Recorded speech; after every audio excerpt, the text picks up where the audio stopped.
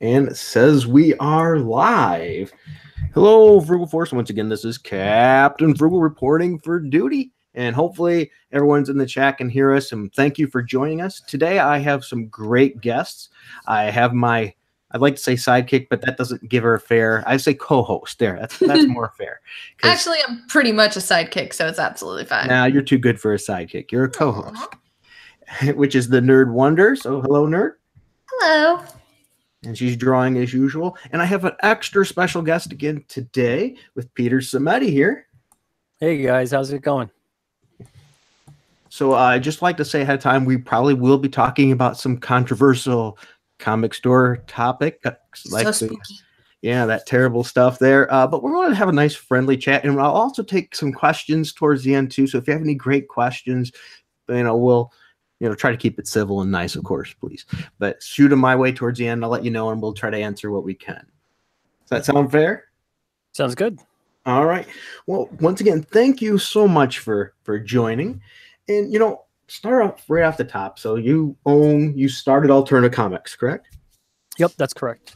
So let me ask you, I don't know if you've ever been asked this or not, what made you have the desire to start a comic book company?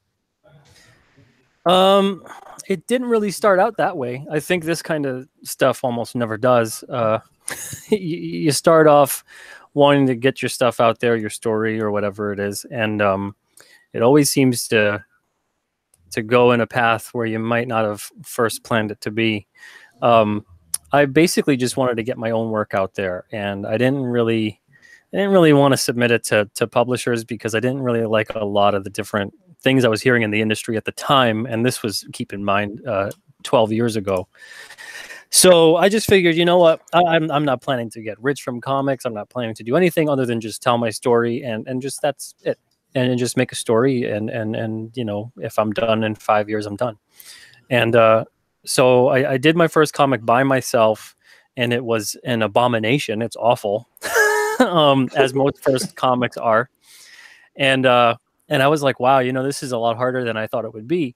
But in that process, I've really discovered that I love to write comics more than I loved to do the drawing and everything else. And I love doing art and cover art and things like that. But I don't have the patience for sequential art. If anyone ever follows me on Twitter and you see my art, you're always probably seeing things like 5-minute sketches or quick sketches, or I even do like 1-minute sketches. I want to be over and done with and move on to the next thing as fast as possible. I almost have like art ADD when it comes to that. So sequential art is very time consuming. It's very painstaking. To make it done the right way and make it look great, you have to take your time. And that's just not me. So I loved writing, and I figured I have more stories in me. I want to get another one out, but I'm going to hire an artist. So that's what I did with The Chair. And in the process of that whole thing, from doing my first comic, which it actually sold better than I thought it would. It sold like a couple hundred print-on-demand copies when I did like small shows and things like that. But between that time to making The Chair, I had submissions sent to me. People that actually thought I was an established real company and things like that. And at the time, I really wasn't. We weren't even incorporated. It was just an alias, more or less, was Alterna Comics instead of something like Simeti Studios or Simeti Publishing or something like that. So I saw all these wonderful creators that were having a hard time. They were struggling. They had the same stories as me, that they were just beating their heads against the wall, didn't know what else to do in the industry, and were getting rejected from Image, Dark Horse, whoever it was at the time. And I thought, wow, these people are a lot more talented than I am, and they're having just as much trouble as me in terms of breaking in, more or less. And I figured maybe there's some kind of strength in numbers, and we can work together and get our stuff out there, and people might pay attention to us more if we're kind of a collective a bit, as opposed to just a bunch of individuals. So with that, Alterna Comics was kind of born as a publishing company, and we took it really slow at first. And anyone that remembers 12 years ago, our first website was a MySpace page. So there wasn't any... as much as we pick on MySpace never gave us a lot of interference. It used to be the platform. Let's face it. Everybody had a MySpace at one point. It was a perfect place to market in the back in the day, so nobody can blame you. No. Yeah, it's funny to think about it, and how far things have come. And then there was Comic Space. I don't know if anybody remembers Comic Space. That was kind of just for comic book people and comic fans and things like that. And that was sort of short-lived, but it was really helpful as well because a bunch of people found Alterna from our Comic Space page. We were one of the most followed and biggest networks on there for a comic publisher. So cool. All that kind of stuff just kept rolling along. We got distribution. We went from print on demand, single issues, to doing graphic novels almost predominantly because it just worked better for people's schedules. The indie creator usually has a day job or multiple irons in the fire, so they can't really adhere to the monthly rigorous kind of schedule. Again, of course, we were so young, I didn't have the time to build up a backlog. I needed to get stuff out when we could get it out. So it seemed like doing graphic novels every 6 months for a creator was more of a realistic approach. And we mostly just did that for about 10, 11 years. We put out a book maybe every 2 or 3 months, and just sort of stayed in the game for the long haul, as opposed to a lot of new publishers. I find they try to flood the market as much as they can, and then they have a lot of problems by the second or third year, and most of them are done by that point. And it's mostly because you can't just go in there guns blazing. They think if you take up a lot of market share first, what's going to happen is that everyone's going to be forced to pay attention to your product, and that you'll make a big impact, and you'll of course blow everybody away with how great your stories are and things like that. And that's just not the market at all. That's not almost any market. You always want to kind of go slow and steady and survive in the game before you try to take it over. And so we did that for 10, 11 years. And we had a lot of ups and downs during that time, like any other company.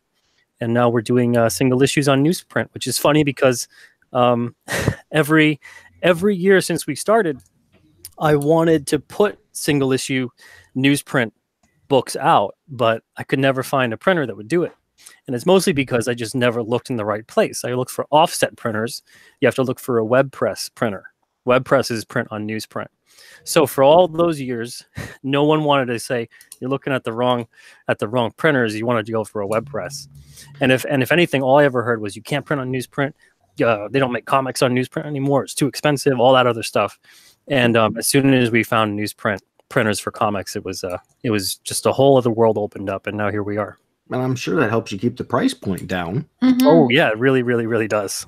And from experience too, I have no complaints about newsprint. I think the artwork transfers, the color and everything transfers onto it just fine. I've been loving the stories and the artwork that I've been seeing in the books. I have no negatives about it, and especially for the price point difference, I'm all for it. Yeah, and especially I'm hearing I haven't witnessed it or seen it myself, but I'm hearing from a lot of people that the books at other publishers or Marvel in particular, the ink still runs off and goes on your fingers and things like that. That's a new thing to me. The last time I had a Marvel book was maybe 10 years ago or so, and that didn't happen. So I don't know what's going on over there.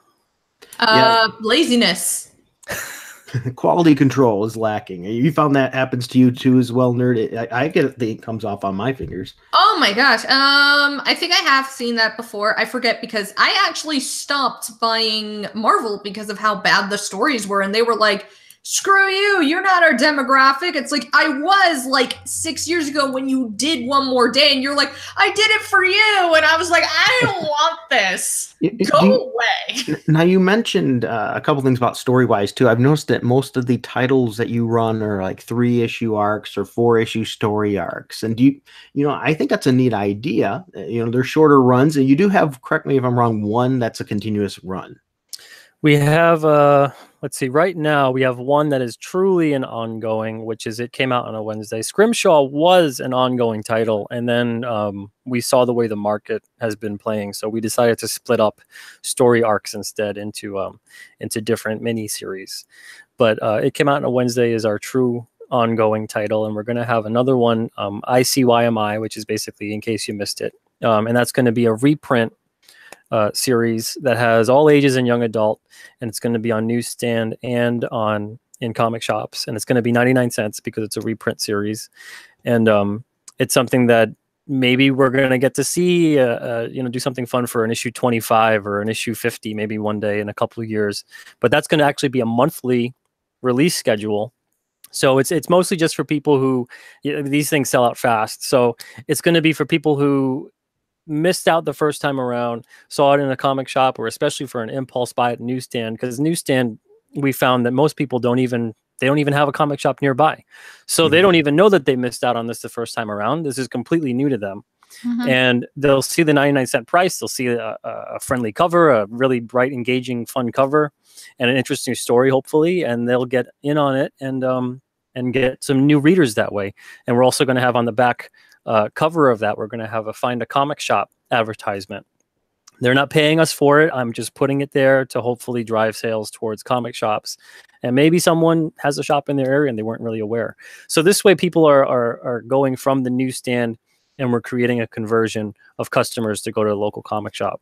Now, correct me if I'm wrong. One of the ways we can help you out is us as the consumers, when we go to our local comic shops, we can request that. Say, hey, do you have Alterna comics? I'd like to get some Alterna comics. And, drum up that desire there. Yeah, absolutely. It's really, really important, especially right now, to let comic shops know what books, even if it's not Alterna, but another book, if it's an indie book in particular, let them know that you'd like to get it in. Because right now for those that don't know, there's about 1,000 comics every month that get released. That is a lot of comics. It's double the amount from 20 years ago. And there's less and less stores to carry them. And there's so much selection, and there's so many things out there that it's got to be pretty daunting for a retailer to figure out what should I order, how much should I order. But if you go in your shop and you let them know and you put on a pull list, let's say, that enables at least a savvy retailer to understand, all right, this is a book people are interested in, and I'm going to order maybe, 1 or 2 extra copies of this particular book per person who's on a pull list for it. And this way, they can also even say to somebody else in the shop, point out to the wall, say, hey, this is a book that people are interested in. We've got customers here that read it. You should check it out. Of course, most retailers may not do that, but the savvy ones will. They'll capitalize on good salesmanship. Absolutely. I'm sorry. Go ahead, nerd. No, I was saying my shop does that all the time. And that's good. That means they're listening to the consumers. They're giving them what they want. It's good business. Yeah. They usually suggest to me stuff they think that I'll like. That's good. Good. I'm glad they do that. Another thing that I really like, and you mentioned this on one of your videos as well, for a lot of Alterna comics, you could buy the whole story for around $6, let's say. Where you can even get 2 comics for most of the mainstream today, which, to get a full contained story from a mainstream comic from beginning to end for that arc, you're looking at $30-something usually. Yeah, that's one of the biggest things in comics no one seems to want to push customers towards, is that lower price point. And I don't necessarily know why, because as a publisher, I want people to not only be able to afford our entire line that we come out with every month, but also to get the whole arc, the whole story, to never feel burdened by it, to never have to think that price should be something they think about, where, you look at an issue now, sometimes the issues, even if they're a little bigger, sometimes surprisingly they're not bigger, but an issue that's $7.99 or $9.99 or whatever, and you go, well, do I have dinner tonight, or do I get a comic book? I don't want anyone ever thinking that about our comics. $1.50, $2, whatever. That's a pretty good price point. And the industry is completely losing the fact that these are supposed to be sold by volume. Right. So if there's a problem here in terms of getting money in for these comic sales and things like that, maybe we should look towards expanding where they're sold. Maybe we should look for the fact that the volume of sales should be higher, and that will bring in the money, as opposed to the whole, blood from a stone technique of, well, we have a certain readership and we're going to just bleed them dry until they're really pissed off and fed up, and they'll go elsewhere, and, comics will be dead and gone. Of course, that would totally work. That's the way it is right now, and it's unfortunate. Right. It has to be what people consider a good value for your money. I mean, and many years ago, you could buy a comic for just a portion of an hour's wage, even if you were on minimum wage, and still have plenty left over. So you could afford to pick and choose and try different comics. And if it wasn't something that you liked a lot, it wasn't a big loss. But now, if you're making minimum wage, and even if you don't, it's still a pretty big gouge at $3.99 or more a book. That's a pretty big risk for something that you have no idea if you're going to like it or not. And then have, these companies turn around and say, well, if you don't like it, don't buy it or whatever. They don't want to even listen to you. There's a disconnect there in the market. And that's one of the things I have to say that I love about you socially on social media. You are an absolute pro. You handle it right. You are kind to the consumer. I think you're just that kind of guy, but you got the business attitude down with that you don't talk crap to your customers. You can acknowledge them and say, I'm sorry you don't like it. Maybe we have something else to your liking, or have you considered trying this? But the rhetoric that they're using is very disheartening. I can understand why for a new reader, because let's be honest, the newer generations of readers, they're online. They're checking into all this stuff. They're seeing these things. That cannot be a good motivation to buy a comic book. Exactly. And if we're going to be in this industry where predominantly, and let's face it, predominantly print is still selling largely over digital. I know people are thinking digital is going to overtake or whatever. I'll tell you right now, digital is about 10% of most publishers' revenue. And digital's been around for a while. So because, it's something that digital is not marketed in the same way, but also at the same point, digital just doesn't carry that same intrinsic tangible value that a physical print comic book has. Right. Because a lot of comic readers are more of a collector as well, in my opinion. We want to actually have that collection. There's always that feeling of, I paid money for this item. I want to have something to show for it. It's not necessarily a song or even a film where the end value is basically listening or watching. It's different than a comic, which is you want to hold the art, you want to display it, you want to look at it, you want to take it out from time to time and check on it, and then just remember reading it or anything that comes to your mind with that, as opposed to a lot of different things where you can do those things, but you don't necessarily have to. You can't hold a song. You can hold an album and things like that. But it's always going to be different for books and for comics especially. So there's that whole market of people where we're trying to market social media, and use that and try to be as effective as possible. And I imagine other publishers are trying to do that too. But you're taking people from one thing, which is digital, and trying to tell them to go to print. So you got to make sure you're doing it right, because if you're not, it's going to just blow up in your face. And I think us, and we want to have those things and maintain them. You're showing it right. If you look right in the background there of your office, you've got it loaded with comic book stuff. I mean, there's just something about having that collectible. I'm the same way behind me. I've got a shelf that I don't have all my collectible toys on there. I'm not a huge toy collector, but I get some here and there. And stuff. I just like to have them there to display. And I got some artwork I still need to display and things. It's just the way we are. I think it's the way we're wound. And you can't amass that with digital. How about you, Nerd? Do you read a lot digital more, or do you read more hard copy combination?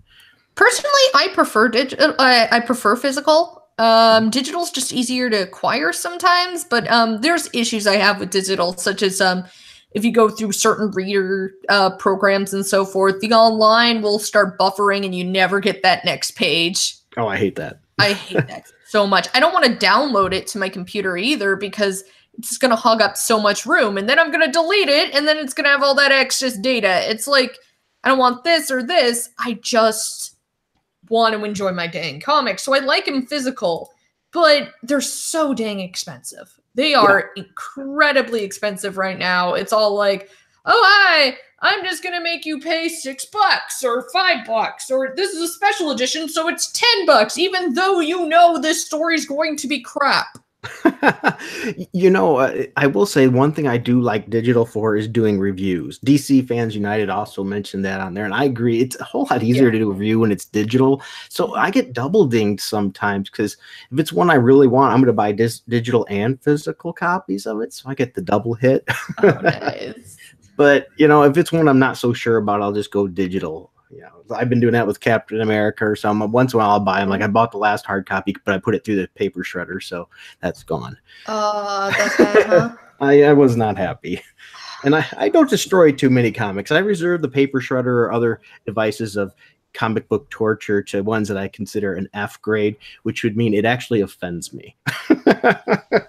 Well, hopefully no Alterna books ever meet that demise. Has not happened yet. I've still got a lot to read, but I got some creative ways I'm looking to. I like to have a little fun with. I've done some digital fake ones where I shot them, but that was with, digital fake stuff there. But I've been putting into a shredder. I think I'm going to take a wood planer to one, the next real bad one, or a table saw, just something a little bit fun. Figure I might as well get some fun out of it. But no, none of those have been alternative so far. I've never had problems. Being honest, what can I say? And that's what I never understood. Well, you can't destroy it. It's terrible. It's my property. I can do whatever I want with it. You throw away trash, right? What's the difference of throwing it in the trash can? I might as well burn it and have a little fun or something. Yeah. But once again, I've never had that with Alterna comic. And even if I did, if I had one that I found was so egregiously bad, I wouldn't feel real bad because of the price point, as opposed to paying $3.99, or if I paid $8 for a comic or something, that would be terrible. Well, that's one of the problems, right? Is that feeling of, did I get my money's worth? Did I get some value behind this? And I think the higher you make that price point on these comic books, the more you better bring that value, because if it's not there, you're going to get someone who, if that thing was $1, $1.50, $2 or whatever, you're going to get that person that, and many people obviously feel this way, that go, wow, this wasn't worth the money at all. And I think that's just a human reaction to have just in general, any product, who of us hasn't gone to a restaurant and you get something that sounds like, oh, that's going to be really good. And oh, it's like $15, so it must be really good. And then you get it and you're like, I should have just got like something that was like $3, yep. And you get upset by it. And that's just a natural reaction to have. It's not something that's, inherently hateful or bigoted or whatever. It's just you felt like you didn't get your money's worth. But with an Alterna book, I want people to always feel that they're getting more than their money's worth. I want people to lose sleep at night wondering, how on earth did this comic cost $1.50? It's so good. So if people, that's what I've been running into, just for the record. And that's majority of what we see is definitely that same feeling. And as long as people can feel that way, I think that we're doing something right. And even our $1.99 books are like 56, 48 pagers, whereas I'm seeing a lot of 48, 56 pagers right now from other companies, and they're about $6, $7. And it's, again, it goes back to, if we're looking to make more money out of comics, we need to look into expanding distribution. We can't just keep on expecting readers to make up for the fact that publishers and the biggest distributor, the only distributor in comics, pretty much refuses to expand into other stores, into other markets, into other places. We got a lot of different books out there. Marketing them effectively requires them to be in spots that sometimes it's just not the best place for a comic shop to have that book, and they might succeed elsewhere.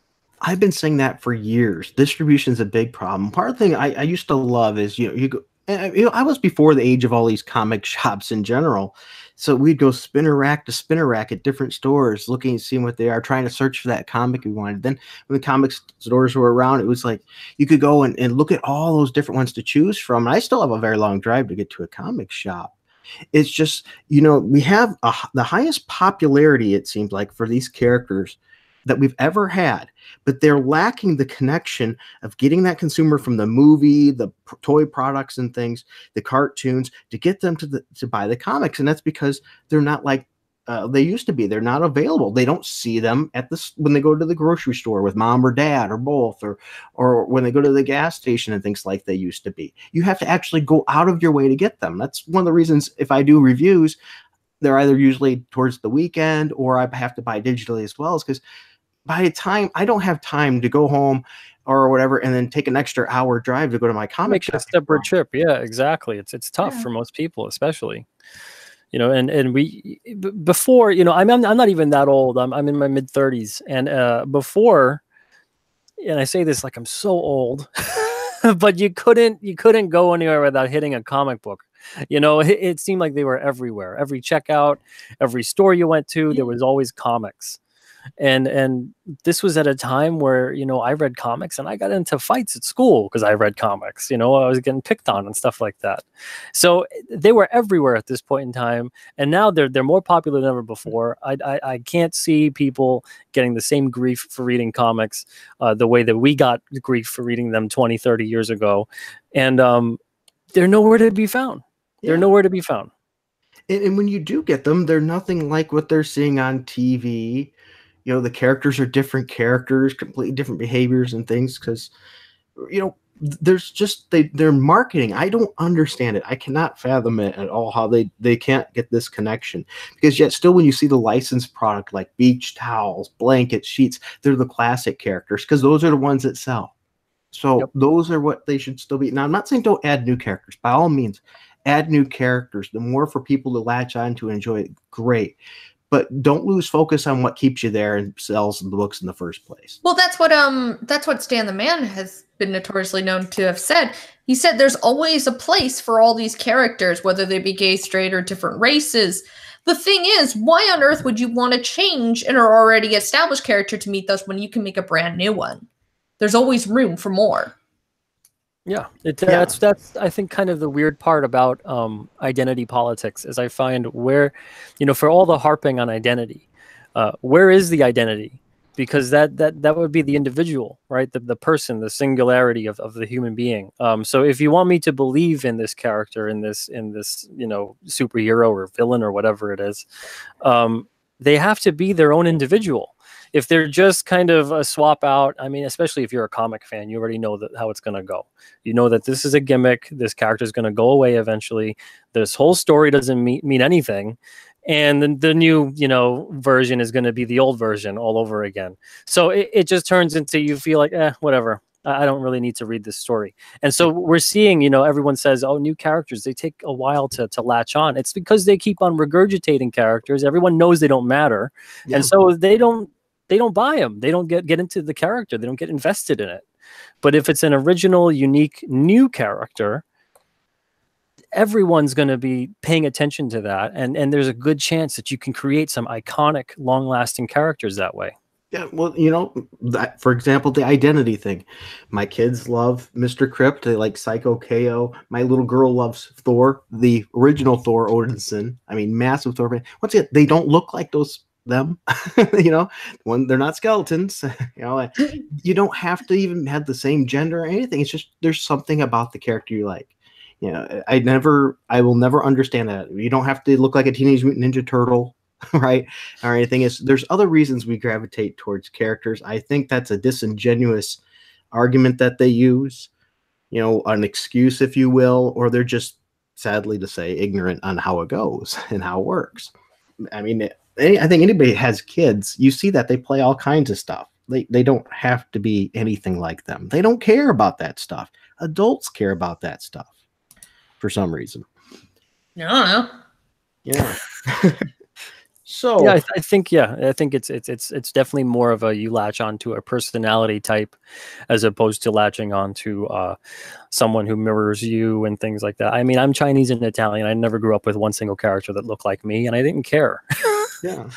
So mysterious how everybody wants it to act exactly like them, like they're the most normal person ever. And I'm like, I'm sorry, I don't think we're gonna have, like, I don't think I'm gonna walk down the street and see a super genius, which is really weird to me. I'm sorry, no offense, but why on earth is it every little girl in these comics now are super geniuses? I was clever, but I don't think I was ever a super genius. I wasn't making time machines. All I can think of is, who does this represent? I don't recall. It's a trope, and at this point, it's a played out trope, and it's very safe storytelling. And that's you know, at the end of the day, the critique on the industry and anything else is just bad storytelling versus good storytelling, bad characterization versus good characterization. It's all that kind of stuff, and I think everything else is getting kind of lost in the middle of that conversation. You know, I think you have a great point. I read Eden. Eric Henson's Eden #1 not long ago, and the female protagonist character in that, she's not perfect. She's a great character though, you know, and in her supporting cast, is what, and with together with hers, what makes it really an interesting read. She doesn't just swoop in and save the day and beat everything. It takes a combination of them, and they have good character relationships. You could see the back and forth banter, right? Even from issue 1, you could say they care about each other, but you could see the kind of dynamic of the characters. Like one's a little snide, and they like to cheap shot each other a little bit. It's just, that's good writing. That's a good story. Yeah, you know, you can't make these perfect, infallible characters because, if anything, you know, for decades we heard, why is Superman so hard to write for? And it's because he's infallible, he's perfect, he can overcome anything. And Batman was starting to get a little bit of that for a time, but Superman was always very difficult because of the fact that it felt like, well, what do you do with this guy? You know, they had to pretty much invent kryptonite so he can get hurt and things like that. But it was always that kind of talking point where, you know, you need these characters with flaws, whether they're a flaw that is just a deep-seated one where they just have issues and that's that, or it's something where they're prone to vanity, or they're a little headstrong, or they're arrogant, or, you know, they're still good people, they're still trying to do the right thing, but sometimes they get in their own way a bit. And that's just kind of like all of us. And that's, you know, when they want to talk about the world and it mirrors the world and this and that and whatever, for certain comic companies, you know, I'd suggest to get out to the world a little bit more and talk to some people. Go outside, please. Get some fresh air and meet some different people out of your office. It's called, and don't go to the coffee shop. I don't even care. Go. I need you all to go find a thing. It's called a tree, and I need you to go find not one, but multiple trees. Not 2 of them, but a bunch of trees. And this is called a forest. And I want all these people to go into this thing called the forest and just sit there for like a good 15 minutes. And I bet we would get better work. Now, another interesting thing that we were talking about is the sales. And as we said, the sales for the big 2 and all of them in general seem to have been going down the last couple years, even though they want to brag about digital sales and things like that, which really are not that existent. They're, like you said, and I agree from my research and things, they're not near as big as they say they are, because if they were, they'd be bragging about them. Let's be honest. They would. The other thing, which is that's how they work. So, what for you though? How has your sales been? Is Alterna continuing to increase sales, or is it, you know, taking a hit too at this time? Yeah, I find that our and I found this 2 years ago. That's why I really made an attempt to switch towards single issues. I find our single issues are starting to really overtake graphic novel sales in a big way. I'm finding that because we had this unique position of having just graphic novels put out for about 10 years, I'm noticing that it's a very different readership. I'm noticing that way more people read single issues than graphic novels. So I find that argument funny as well, that graphic novels are going to overtake, or that they're the things propping up the industry more or less. I think if that was the case, I think every single month you would look at the sales chart on Comic-Con or whatever, and you would see graphic novels selling better than single issues. They usually don't sell a tenth of what the single issue sales are. I think the highest selling graphic novel is usually about 10,000 through comic shops. Mm-hmm. And the single issues are about 100,000 or so. And that seems to be where these things max out around. Mm-hmm. Now, in the book industry, imagine if the best #1 selling title of the month was a 10,000 seller. Man, that would be an abysmal industry. And no wonder why comics is an abysmal industry. So the fact that, you know, we're patting ourselves on the back and this and that, and we're thinking, you know, we've done everything we can do, and hey, look at that, we gained like 0.01% this month, or whatever the heck it may be.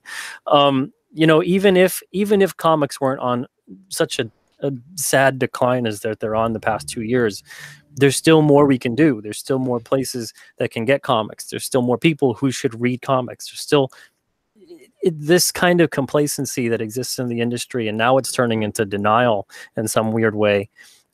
It's dangerous. It's more dangerous than any ideological war or any bad words in social media. This is something real that's going to have a very, very drastic effect for many people's lives and for comics for years to come. And if we don't imagine 2019, if 2019 shows more loss again by the time this year is over, the next year, that's 3 years in a row of loss. That's starting to hit a point where people are going to be panicking. Right. People at these companies are going to look at it and go, we got to do more gimmicks. We got to make higher prices. We got to do all the things that are going to kill comics even more and even quicker. And they're going to just put the pedal to the metal and just go right to it. Yeah, and I can't understand why people don't see that. I mean, I get called all kinds of things for that. I mentioned, once again, to have just yesterday, I got raked over the coals a little bit for that. There's somebody said, well, so what if business is down 10 to 15% for the last last few years? That's not a big deal. I said, no, in business, that's a huge deal. Going down is always a bad thing. You have to overcome any of the other obstacles, things, right? And to get these sales and just to keep them, like you said, they're going to gimmicks of massive multiple covers. Those are only times you really see big spikes, and the constant relaunches of #1, which also makes that very, very hard for a new reader to go and buy a comic and start getting into it. It's like, where does this even start? They're on volume 5, number 8 now, It's just hard to tell. Yeah, I mean, it's incredibly intimidating and confusing for me, and I've been reading comics my whole life. I can't imagine someone who is completely new to it, and they're going to feel comfortable in this scenario. I don't think necessarily Marvel and DC is the place they're going to feel comfortable. I think it's going to be more like an Alterna or someone else who's offering a miniseries. There isn't, decades upon decades of reboots and history and all this other stuff that they feel they'll be lost in. I think it's something that it's like going to the movies. You're more likely to see a movie that's completely new than a movie that you feel like, man, I got to see like the other 20 before I even watch this one. Like, imagine if James Bond movies where you had no idea what was going on in any James Bond movie, unless you saw the previous 20 or 24 or whatever it's at now. I don't think James Bond would be successful as a franchise anymore. It'd be daunting. It'd be intimidating. So you have to have these things. If you're going to have these episodic adventures, you have to have these breaks, these refresher courses that are, more or less to get people caught up. You got to have every issue, not this front page crap where it's, here's the story you missed, but incorporating the way it was before, where it would be an organic sense of getting you caught up, as opposed to this whole, hey, this is a comic book, but I want to have you read this whole huge block of text first, so you understand the past like 2 years that have been going on, and it's ridiculous. I agree. I remember that. That's one of the things I loved about all those older comics. No matter what, if you missed an issue or two off the spinner rack because you couldn't find it, you still knew what was going on enough. And another thing, too, when we were talking about new readers, I'm not the only one to have noticed this, too. Evidently, another YouTuber, Sweetcast, if you haven't checked out his channel, by the way, I strongly suggest doing it. Yeah, he did one on it, too, as well. And that's for, being a parent and things. I look for things for my kids to read, and I want to check them out first and make sure they're okay. And, especially if we've seen like, the new Spider-Man movie or something like that. As I said, my little girl loves Avengers Mightiest Heroes. So she wants Thor comic books, and she's interested in Avengers and things. And so I go to Marvel's website or even DC's and things, and there's really not much to tell you anything on there. So they don't make it easy to find a comic book, for a particular age reader. But you go to your website, and it's very easy.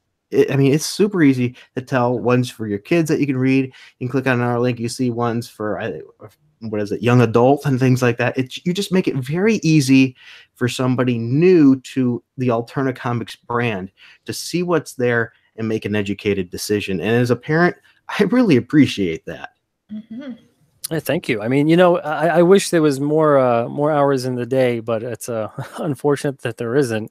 My parents used to always say that when I was little, and it's like you don't really get it until you're older. That's true. I wish I could do even more. I have so many more ideas and things to do, but it's like you never have the time to do them. So it's always just it takes so much time.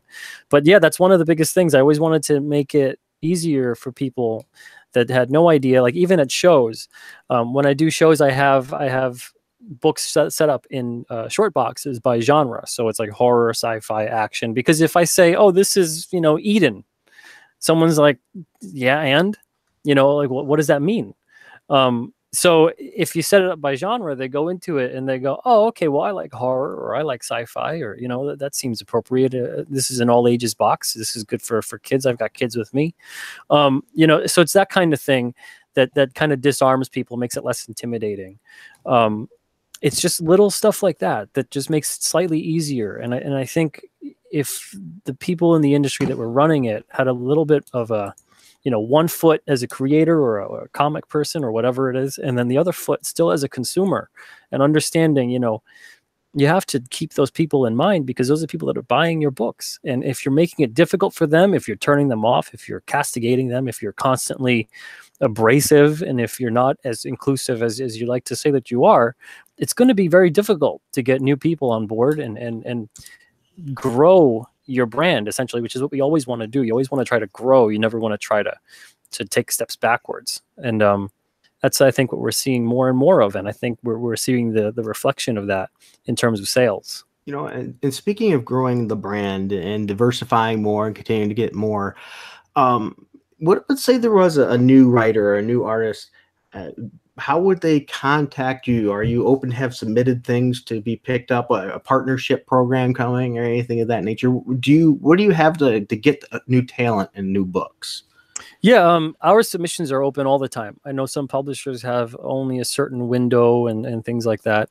I get so many submissions that I have over 500 I have to review within the next couple of weeks. Wow. I get about I get about maybe like 100 to 200 a month.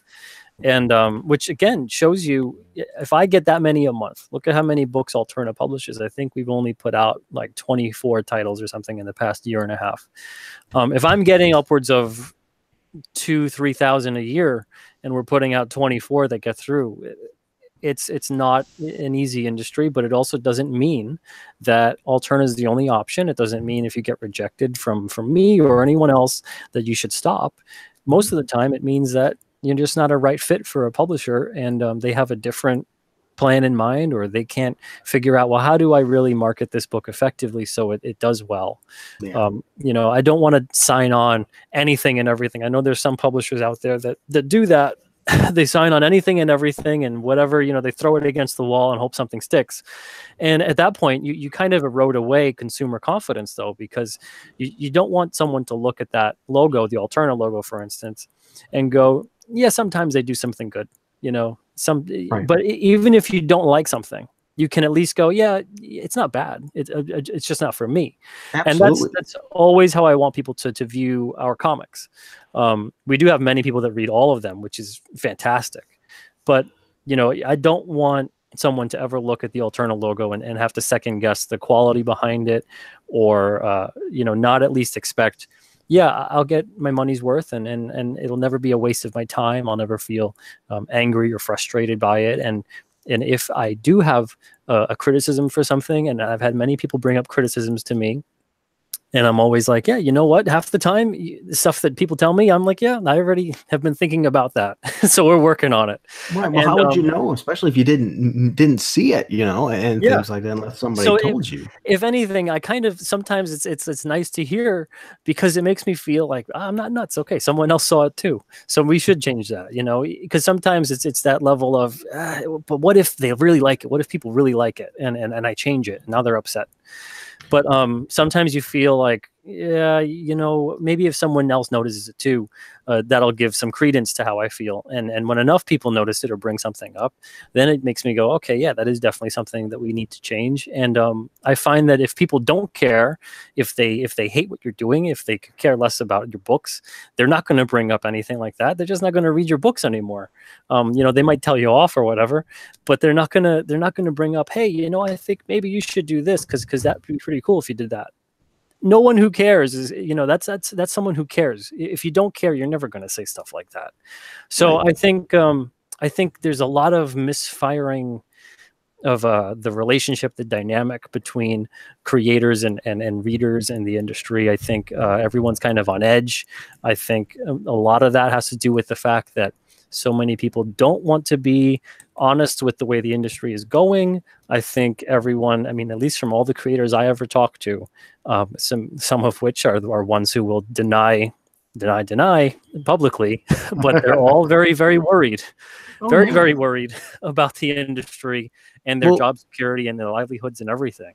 Exactly, and that's something I wouldn't mind talking about just briefly, at least, if you don't mind, is, first, two questions. for a lot of the people that work or making books for Alterna, my guess is, correct me if I'm wrong, that it's not their only job. They're working another job probably on top of that. Yeah, I think there's very, very few creators we've ever had where making comics, making art, and that kind of thing has been their only job. We've never had one creator where the book that they were doing at Alterna was their only source of income. There's not even people at Marvel and DC that do that. They'll be working on like 5, 6, 7 books or whatever it is. They'll be doing commissions. They'll be doing shows to make money, and all that kind of stuff is extra work. Right. So that's the way the industry is, unfortunately, is that we can't have this situation where someone can devote all their time and energy because they're making a decent living making a comic book. If they're not doing multiple things or they don't have a day job, we can't make comics. And that's an odd industry to be in, to be at this level where we have things where movies are made on them and all this other kind of stuff. And then meanwhile, the people that are making the comics, they can't even rely on that income. Right. So something's got to change. Now, and there lies another thing too. I mean, you put a lot of risk in this. This is a lot of your time. You mentioned, how many submissions you're getting, and you can't always accept all of it. Some of it's, for not matching the brand. There's other ones too. It's just time and the feasibility, because you're a small business, so you wear multiple hats. Dare I ask, around how many hours do you think you work a week? Oh man. I think I've been working around maybe 90 to 100 hours a week for the past like 7, 8 years. Yeah. How have you not drowned? I get Christmas. I get Christmas off. I get Christmas and my birthday off. Those are the 2 things I allow myself. Everything else I work like about 12 to 14 hours a day. I feel you, man. I work a full-time job. I work a part-time job on the side, and I try to do this and spend as much time with kids and all that. So, man, as a small business owner, you don't get vacations. You don't get vacation time. The only time you get time off is when you decide, okay, you've made enough money, you can take a little time off, and things will still run okay. But you have to make sure everything's going.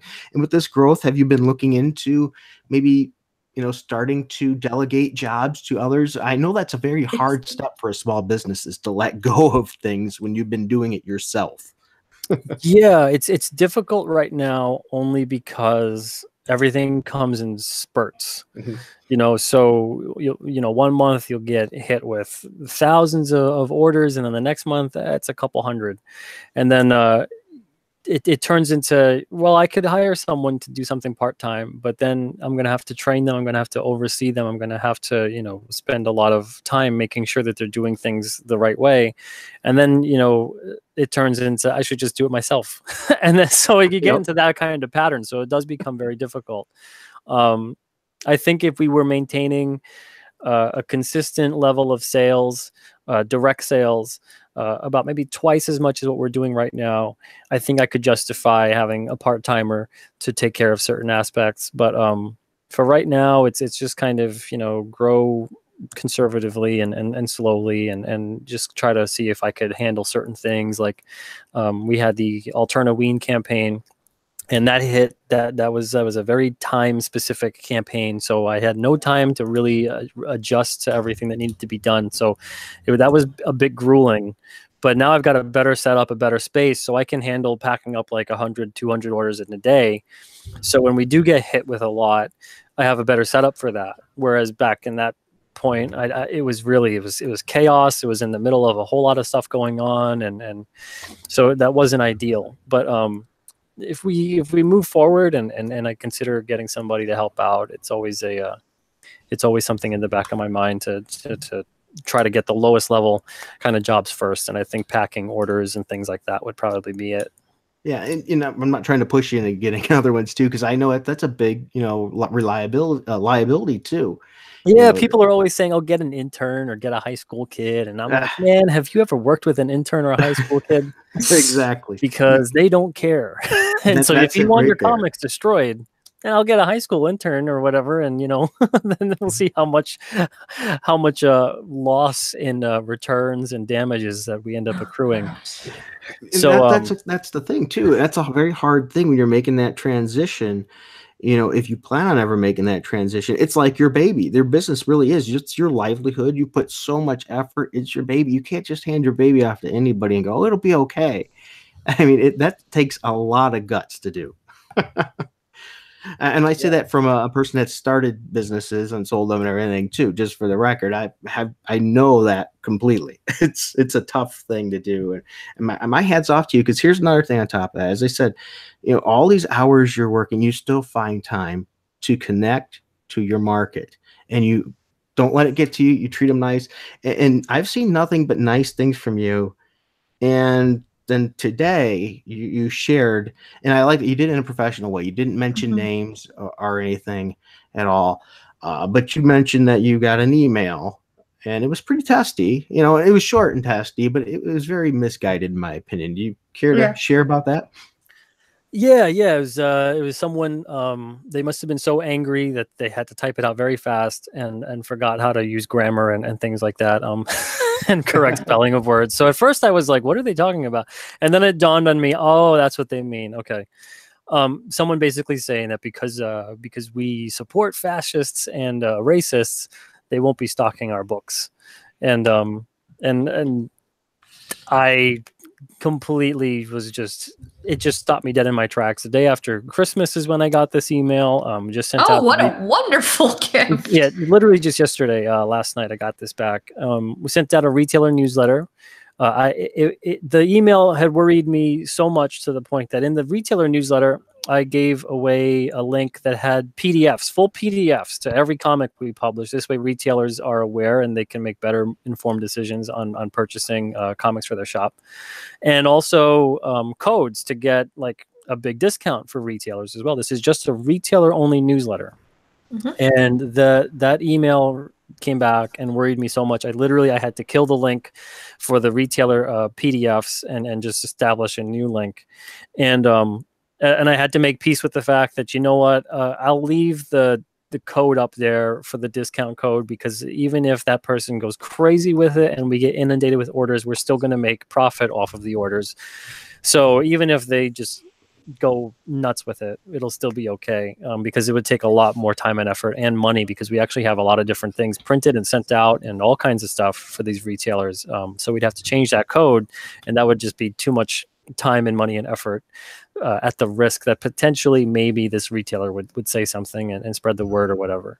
But to get something like that back, I want to let people know this wasn't just a knee-jerk reaction to one thing. I try not to share things like that. I've received like dozens of these kinds of messages, whether it's from someone anonymously sending them to me.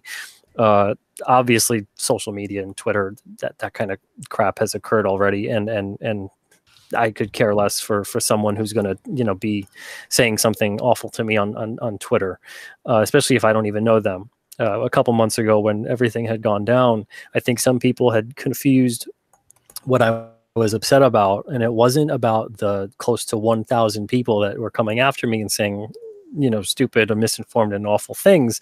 It was the people that were closest to me within Alterna that were just like driving knives in my back, publicly and privately.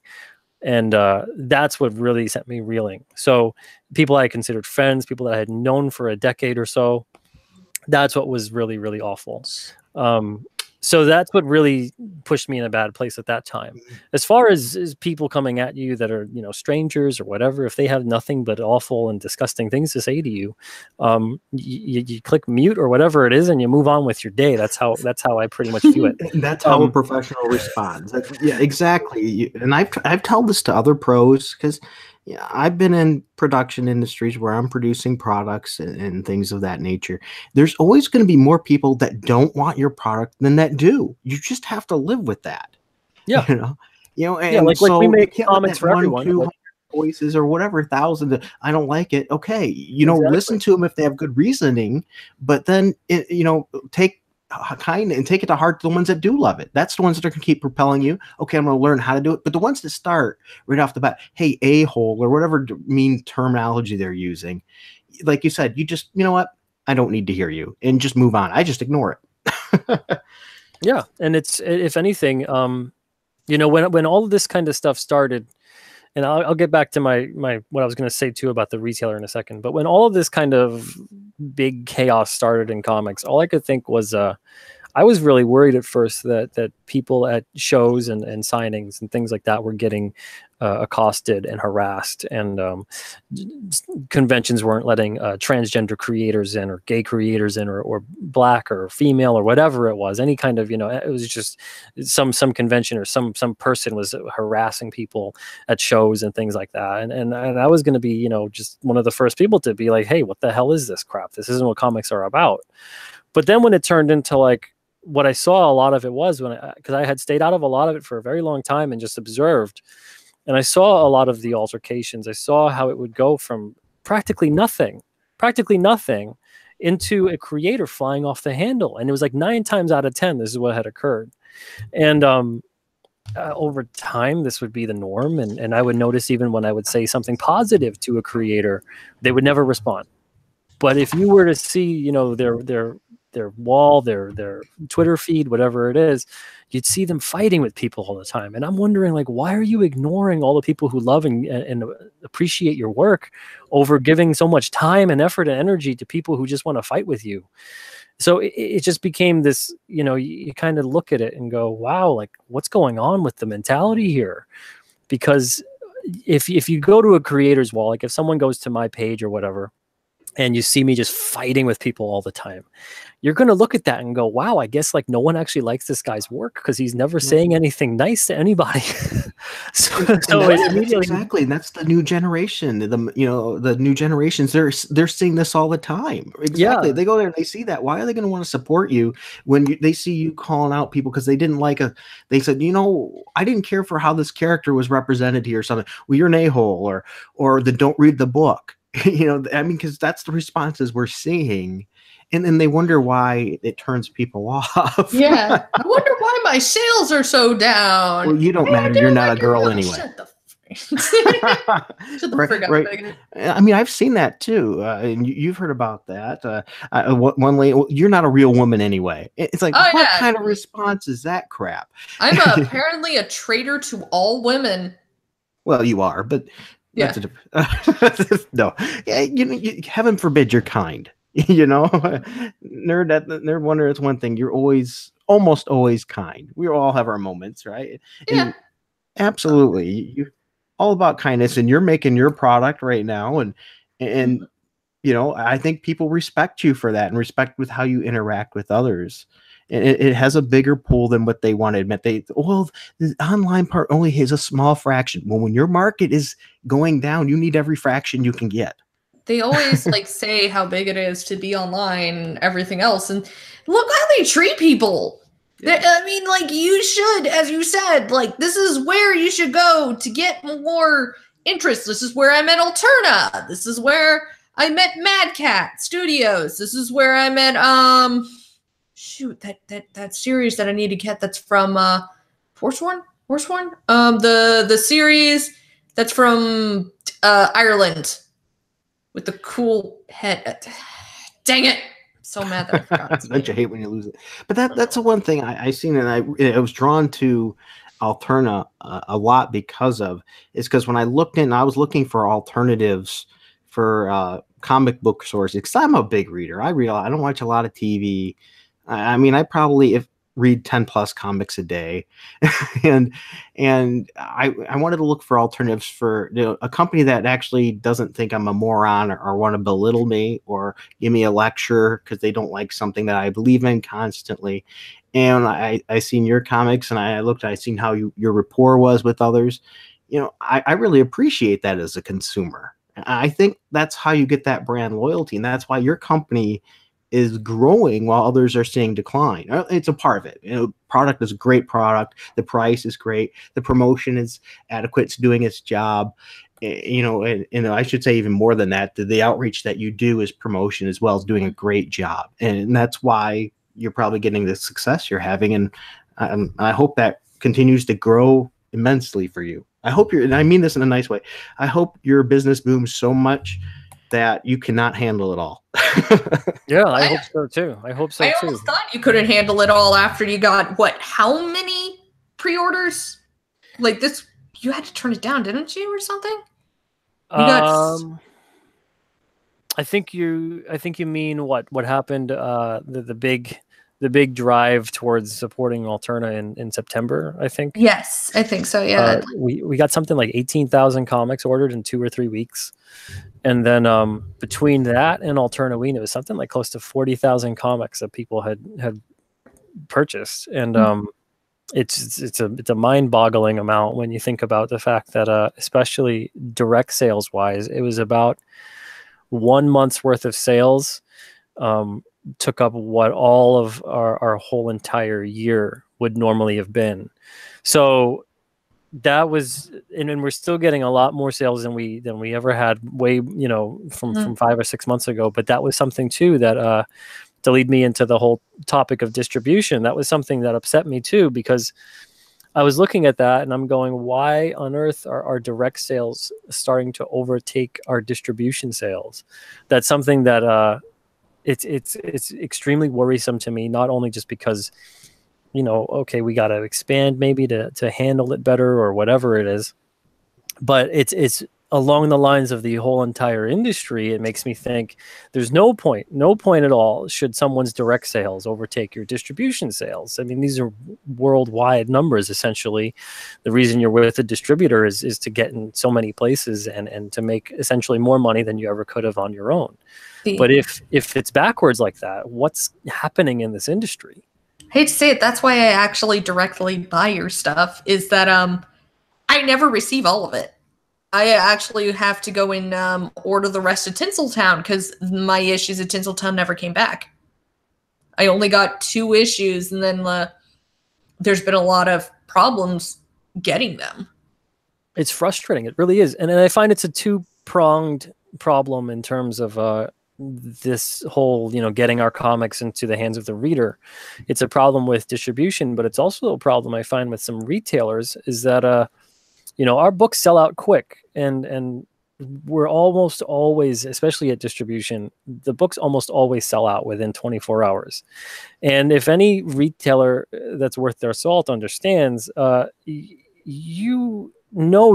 is going to be really difficult when it comes to a reorder.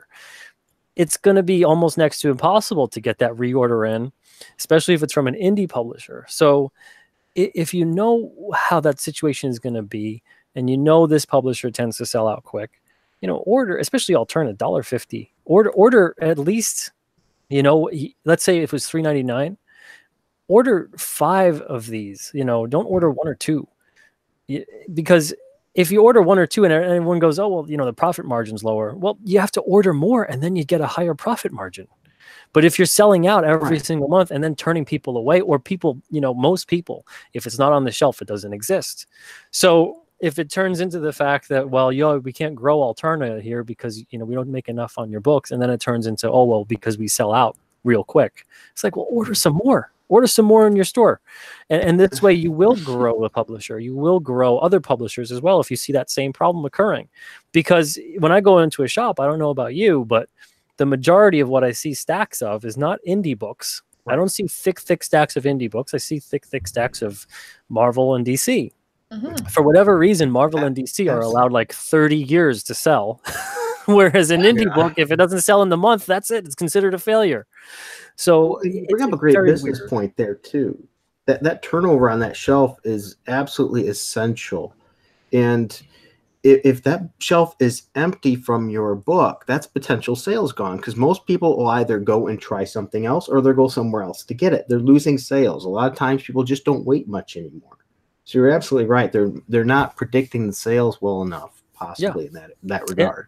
And I think that's part of the reason too that our direct sales are starting to overtake our distribution sales. I think it's because people, they go to their store, they're expecting it to be there.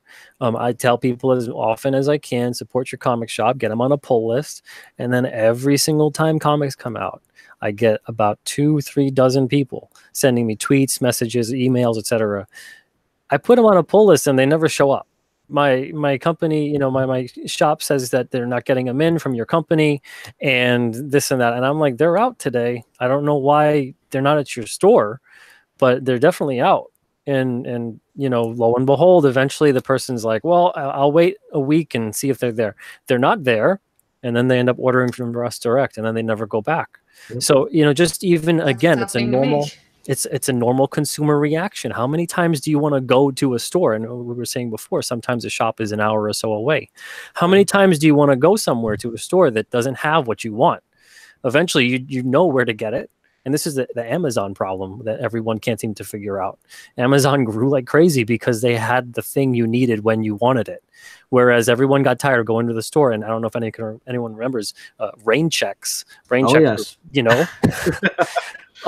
You know, they put many a store under. I remember I used to love Caldor as a kid, but we could never get anything we wanted because it was always on a rain check. They never had it. And, you know, eventually people start to get a hold of the whole, oh, maybe it's a bait and switch that's going on. They have this thing that's for sale that everyone wants, and then they advertise it, and it turns out you go to the store, they don't have it, and they count on you as a captive audience to shop in the store still and get something anyway. Well, you can only do that so long before someone gets sick and tired of it, and it turns into, man, I wish there was another way. And then lo and behold, Amazon comes along, and you know, slowly but surely they begin to offer that access and convenience and affordability and all that other stuff that consumers are always wanting. And of course, people want to go to the comic shop and find what they want to find and support their local store, but you can't support a store that doesn't carry the thing that you want to get. Exactly. You know, and you bring up some great points there too. And I sometimes get called crazy when I say the importance of companies like Marvel and DC to the comic book industry and the comic book store in general, is because, you know, let's be honest, those are like an anchor store to a mall. Those are what drives a lot of clients in the market to the comic shops. And then that's where they discover these new comics from these other brands and things that they weren't aware of, that don't have as much of a marketing presence. So we need this competition. We need these companies all to do well. So I go, oh, you just want the comic companies to burn down. No, I want them all to do well. I want to have these comic books, you know, be great. I want to have them around so my kids can enjoy them. Like I enjoy reading them to my kids, to read on them. And, you know, when you've been reading something for almost 40 years, yeah, you tend to be a little bit passionate about it. So if anything, isn't that what we want? I mean, I would love if 20, 30 years from now, if we had a book that was going on for that long and we did a change and it upset people, I would love if that happened, because it would show how passionate they are. And you know, depending if you have faith and trust in your story, you know that you're going to take it down a good direction. They're going to like it in the long run. Or if you're just playing everybody and you're making a gimmick out of it, you don't really care. And then you kind of lash out at your fans and you could care less that they feel passionate about it because it doesn't matter to you. And I think we're kind of seeing the tail end of that response as opposed to the former. But I would love to see people so passionate about Alterna that if we ever had a change, that they would be just like rioting about it. It would tell me that they care so much, and I'd be like, you know what? I guess they really love the other way. Either we'll find a way to work it back around, or we trust the direction we're going in and that they'll still stick along for the ride. And that's the kind of what I would just tell people is that, you know, I really appreciate how much you love the character or whatever it is, but I think you're going to love what we have in store for it, and I hope you give it a shot. But you don't get that. You don't get that olive branch. You don't get that camaraderie in the industry right now. What you're getting is this castigation, this kind of, you know, at odds with people. It's a very, very different industry than the one that I think that I grew up with, and I'm sure the one that you grew up with. Oh, absolutely. You know, I'm going to call it right here. I'm going to say Peter Simeti is the new Stan Lee. I think it's working. I think it is, because you share the dream, you share the passion, and you're a good person, Peter. It's somebody that everybody needs to look up to and strive to become, or at least somebody that lets us have hope in this industry, which is falling apart by the seams. And specifically, I'm going to blame a lot of the times where your stuff gets lost is definitely Diamond. They own a monopoly on the distribution. Oh, yeah, definitely. You know, also, I'd like to open up, anybody in the comments, if you have a question that you'd like asked, you know, please let us know. We'll see what we can do there. Okay. But yeah, the Diamond, I think, is a problem, and I think we can agree with that. But you know more about it than I do. I've been out of that area, in particular of comics, for a while now. But I found Diamond in the past to be a pain in the butt. Well, what I heard is that a bunch of the local comic book shops and a bunch of other people are communicating, and they're trying to see if there's an alternative they can use to help the little guys get their stuff distributed easier and get those comics faster. I have been seeing that too as well. I'm hoping it works. Well, yeah, I hope they take advantage of our direct ordering system. For any retailers that ever watch this, or if anyone's in the chat that knows a retailer and they want to clue them in on how to get our stuff direct, if they're having problems with Diamond, they can go to alternaaccess.com. And basically, that's just an easy to use site for retailers to order our stuff direct. They'll get a discount code, actually earn more money on our books and save more money too, buying them in the process than they would through Diamond. And it's just something that's it's quick and easy for them. The reorders are painless. We have a real super easy option where they can pre-order essentially the entire year. So they can pre-order all of 2019 right now, and after the discount, I think it's like $180. And they basically get 5 copies of every issue, number 1, and then 3 copies of every other numbered issue, a 2, a 3, a 4, etc. And if the issue sells out, they can easily just reorder, and they don't have to be, beholden to a minimum that they have to order, or, all this other kind of craziness. And the best part is that if they order anything over $25 or more in total, they get free shipping. And I know Diamond doesn't do free shipping. So we incorporate all of that. And at the end of the day, we give them a bigger discount, and we actually make more money too than going through Diamond. Now, the tough part, we deal with maybe like 50 shops or so that use that system. But the tough part is expanding into more stores. For those that don't know, it's about 2,000 or so comic shops that exist. I'd say close to like maybe 800 are actually dedicated comic shops, in terms of that's the majority of their sales is from comics. A lot of shops, I'm sure you guys see them. It's a lot of gaming, a lot of, other stuff in terms of product that gets their helps them to meet their bottom line. But in terms of comic shops, what it is, it's an 80-20 rule, and this is pretty steadfast for almost any business. 80% of the merchandise that's being bought, 80% of the comics out there that are being bought and sold, are being bought and sold by 20% of the stores. So if we're talking about 2,000 shops, we're talking about close to 400 to 500 shops that are kind of the ones that are, putting the industry on their back, more or less. Mm-hmm. So if those 400 to 500 shops were able to get on board and order direct from Alterna, I would definitely consider expanding our Alterna distribution system there and getting other indies on board. But that's the hardest part, is to get those shops to understand, look, this is a better way. This is easier. This is better for you guys. You'll make more money. That's the harder part. That's absolutely difficult. I would love to see you and Ben Hennessy from the Caution Zone get together and chat about stuff like this too. I think it'd be great. And by the way, Caution Zone, Ben Hennessy's in there in the chat now. Hello. Sweetcast asked, is Alterna going to focus more on direct sales over Diamond? Yes, unfortunately. And this is a position that I did not want to be in, but I rarely push direct sales. And our direct sales are already starting to overtake our distribution sales. Mm-hmm. Now, we also have distribution to Newsstand. That's not Diamond distribution. That's not a Comic-Con number. That's not anything like that. That's a total separate thing. Through Newsstand, our sales percentage is about 30% sell-through, which is kind of like industry standard. It's very, very high, though, for a company that's not Entertainment Weekly or DC Comics, to have pretty much the same sell-through as the big boys without pumping out millions in marketing. Well, I think that says a lot based on the quality of the product right there. Yeah.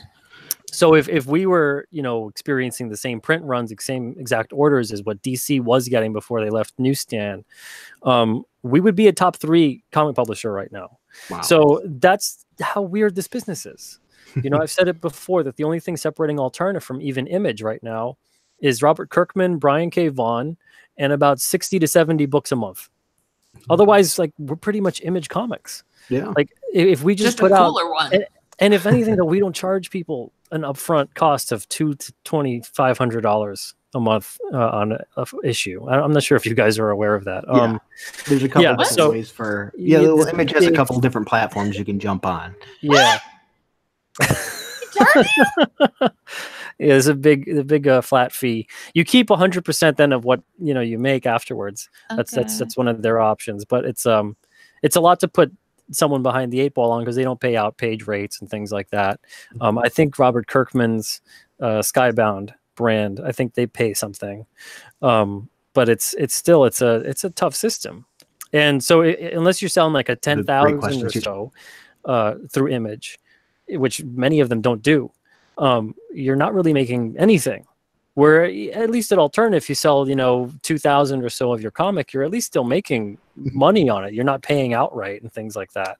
And it's again, I'd love for us to sell way more comics, but with the way distribution is right now, we're so beholden to that system. So that's why we're going to really focus on direct sales and marketing our comics directly and things like that. But yeah, it's sad because I don't want to do that, because I feel like it's going to just put us more at odds with some comic shops and hurt shops in the long run, because people will see more and more how direct is becoming a viable option. Well, there's got to be a way to do it. Right. Like back. Oh, sorry. No, go ahead, nerd. I'm sorry. I just remember that back in the day and so forth, they would sometimes, this would be the perfect time to use variants. That the only time I highly suggest using variants would be if you sold one in, like, let's say a news like just at the newsstands, and then you sell a special one that's sold only in the shops. Like, I think that would help. But we don't. We just put in 5,000 of the same damn comic in the comic book shop. And then they're like, oh, look how many great sales we're doing. No, you're just getting the whales that are AKA the collectionists to go and order every single one of these stupid variants. This is why the 90s had that crash. You ungrateful, greedy monster. Sorry. Speaking of alternative kinds of things, James Hayes asks, will Alterna start making merchandise or collectibles? We have, like, in terms of Alterna merchandise, we have, like the hats and things like that. But it's difficult for us to merchandise because it's a creator-owned company. So I don't own the rights to merchandise. I don't own the ability to, outsource our stuff out and have it licensed and things like that. That's up to the creators of the company on how they want to market that or approach those deals. I always encourage the creators to do that. I encourage people all the time that if you're an indie creator, and especially if creator owned is important to you, make sure you utilize that as much as you can, even if it means you're making stickers or clothes or whatever else, like just even a shirt, anything to help also accompany your comic and not only bring in income to you, but also kind of give some validity to it. It's part of the big reason. I mean, you guys can see all the stuff I have. That's not necessarily comics on the wall, but they're comic characters. So it brings that other aspect of those stories into people's lives in different ways. And that's something that I think largely when it comes to creator owned, I don't think many publishers, many creators talk about that stuff of how you need to have that triple threat kind of thing going on, and a lot of them just don't. Roy Fokker, that's the name, I'm not saying bad language. Roy Fokker, F-O-K-K-E-R. He asked, can you ask if he can get his books on the newsstand in convenience stores?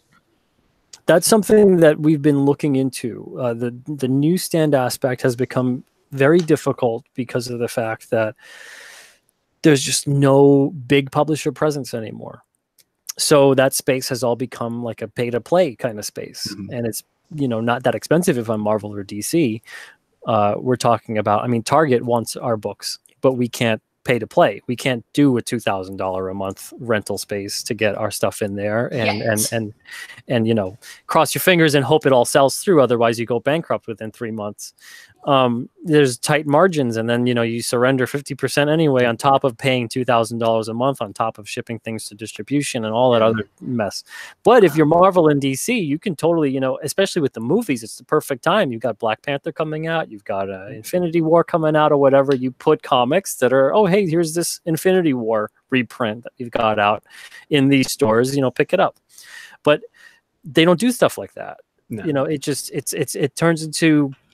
turns into making comics into this secondary item that's not important. It doesn't make it rare to go find a comic shop and that's the only place you'll find comics. It makes it look like it's not important. It doesn't matter.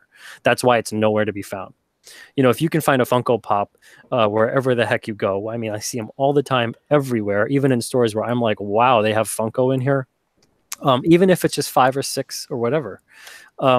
Why is comics are nowhere to be found. Why is it so hard to get comics into these places? And I hate some of these excuses I'm getting, like, well, the kids, they're just not into them. They've got so much all their alternative ways to have fun and things like that. And let me tell you a little something, my personal experience here. Just this Christmas, my kids, we treat them good for Christmas. Our family's a very loving family. They get the kids a lot of toys. So little Frugal got train set. He's got Minecraft toys. He's got all kinds of toys. And you know what he was doing on Christmas? He was sitting reading a comic book. Hello, the kids want to read. They want something that they want to read. Yeah. Let's make it available to them. Let's just not make it. Oh, sorry. No, I was just saying, like, yeah, we need something that they want to read. Right. Not Squirrel Girl is not what these kids want to read. Your new X-Men with something that's only current pop culture drama is not something they're going to want to read. They want to read something fun and interesting that actually has to deal with them. That's why most kids gravitate towards the Shonen Jump stories. Like, when I was a kid, that's what got me into comics, because, oh, lo and behold, they were in the grocery stores. Shonen Jump was sold in the grocery stores. And that's how I got into it. And in fact, when I was a kid, there was an article written by a journalist about why is anime more popular than Western cartoons that were going on, like Billy and Mandy. Why do kids like Naruto more than Billy and Mandy? And they actually took it right off. They were like, because they can relate to these kids, to Naruto far more, because Naruto deals with things that sometimes kids feel like being all alone. And it's like, wow, this is really cool, because they're actually talking about that. This is what kids want. Kids want a fun story that sometimes will hit close to home. It doesn't always need to, but there's a reason why these things do well. Another question that was asked, oops, I just lost it. There we go. Was by, I'm going to butcher this, Great Gun Shogun. This is a fun question. He said, this is for Peter. If I would ever make an Alterna comic, how violent would I be allowed to make it? I don't know. I'd like to know if they ever read The Chair. I mean, I'm the one that writes that, and that's probably our most intense and disturbing comic at Alterna. So I'd recommend, read The Chair first, and then let me know how that holds up, because it's pretty, not necessarily super graphic or anything like that, but it's intense than probably most of the comics out there. Yeah, so it could be violent. The Caution Zone, Ben Hennessy said, is Alterna looking to merge with other indie companies? We should form a Mighty Voltron-like super comic book company. I like this. Oh boy, I would say definitely no. And if that's a serious question, I hate to break any hearts, but only because in order for us to have a healthy industry, unlike getting creators together to form, a publisher, which is essentially kind of what Alterna became, you need these separate entities of publishers, because like we're seeing right now, right? I don't want to take down a big two. I'm not saying that we're ever going to take down a big two, because whatever. I think they're going to choose to quit if that's how it goes down. But let's say I don't want to replace a big two to become a big two. I don't want to have us go down that road and it becomes this big conglomerate kind of thing where we pretty much have a monopoly on all the indie creators and whatever else. And then it turns into, infighting and egos and conflicts of interest and all this other craziness. It's better to have separate units to operate, because this way competition is not only healthy, it makes, if you're doing something awesome, it makes me go, hey, I want to figure out what we could do to be awesome too. But it also is good to offer that kind of diversity in there that actually is what's going to create a healthier industry, as opposed to what we see right now, where it's pretty much two companies and like everybody else. Even with Image as big as what Image is, again, like I said, if they didn't have Kirkman or Brian K. Vaughan, Image is pretty much just like a level 7 or 8 or 9 as far as a company is concerned. Like none of their other books really even approach what those two creators do. So you need these multi-faceted ways to make a healthy industry, and I think that's the best way to go about it. Yeah, I agree. You know, though I would say I wouldn't mind maybe a couple of character crossovers into the books. Yeah. I want to see a crossover again with Mr. Crypt. I like Mr. Crypt. With who? Well, who would you like to see crossover with Mr. Crypt? I have no idea. I just really like Mr. Crypt. I think he's adorable. My kids love that. I donated all those books. Actually, I guess if you don't mind, Peter, I'd love to tell about the Alterna Ween. This year I ordered books from Alterna Ween, but I accidentally got teenager books, and I was hoping to give these out to kids. So Peter right here was so kind and sweet. He apologized and he said, I'm going to get you a brand new batch as soon as possible. And he got me for Christmas a whole entire batch of the kids' books. Mm-hmm. And what I did was I knew Toys for Tots were coming around and they were looking for goodie bag stuff for their kids. And I gave them to them to do. And they're wonder. I hate to say it. I did read most of those before I gave them. I'm sorry. They're a fun read. I mean, I love Psycho? Yeah, Psycho KO. Yeah, Psycho KO. I love it. I think that's a phenomenal book. I think it's great. And I remember flipping through the pages and going, well, the color is really good on this. Like, it's not coming off. It's not, like, peeling off of me. It's, like, it's staying on. It's very vibrant. And I'm like, why does nobody want to do this anymore? And I hate that. Like, listen, if I could spend less money on a comic, yes, please. I would be more willing to try out more books. Mm-hmm. Yeah, absolutely. I mean, the thing is this is the craziest part is that if we had an Alterna book that was selling, I don't know, I'll pick the arbitrary number of 100,000. So it's like a Marvel, like a top tier Marvel book or whatever. Yeah. The creator would be making about 40 to 50 grand an issue. So it's not like the profit margin is so askew that, you know, if these things were to actually be in more places or have better distribution and higher sales, that, the creator would still get stiffed and this and that and whatever. Oh, no.